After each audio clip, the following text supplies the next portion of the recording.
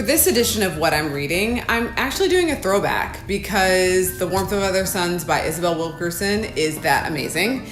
And if you haven't heard, Shonda Rhimes signed a deal with Netflix, and she is going to team up with Ana Deavere Smith to adapt this book for a new series.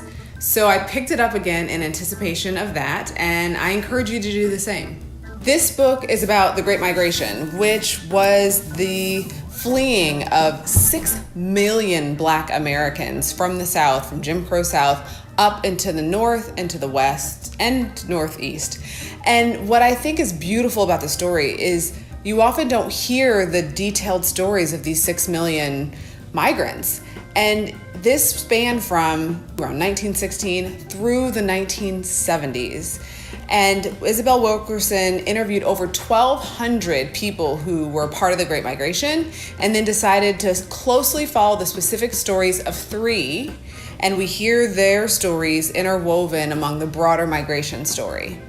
From Mississippi to Chicago, Florida to New York, and Louisiana to LA, we hear the story of these people who decide to leave. And yes, they leave for different reasons and go different directions, but their common reason was to flee the racism of Jim Crow South. And in some ways, that common thread of thinking that they might be able to bloom under the warmth of other suns, which comes from a Richard Wright poem about fleeing the South, that is a beautiful thread that we see throughout the story, but it's also met with a lot of sadness and anger because, let's be real, that racism that was in Jim Crow South, it wasn't absent in the North and the West.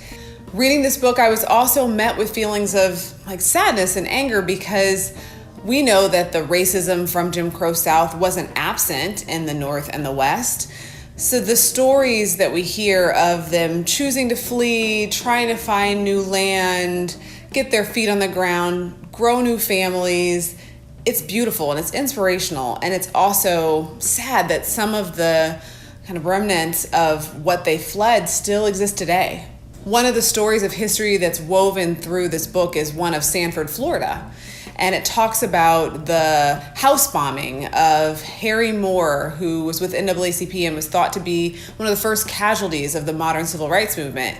And if that rings a bell, it's because Sanford, Florida was also where Trayvon Martin was murdered in 2012. And so these links and connections are throughout this book. It really did take pieces of stories or pieces of history that I knew about and wove them together in a new way and gave me a really deep understanding of the courage that it took for people to leave, and then also the courage that it took for people to find root elsewhere.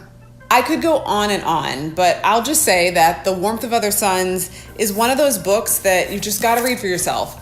Don't be intimidated by the length. It is such a gift. It's one of those books where you miss the characters when you're done reading. In anticipation of the Netflix series, pick up a copy of The Warmth of Other Suns so you can be primed and ready to dig into the beautiful stories of the Great Migration.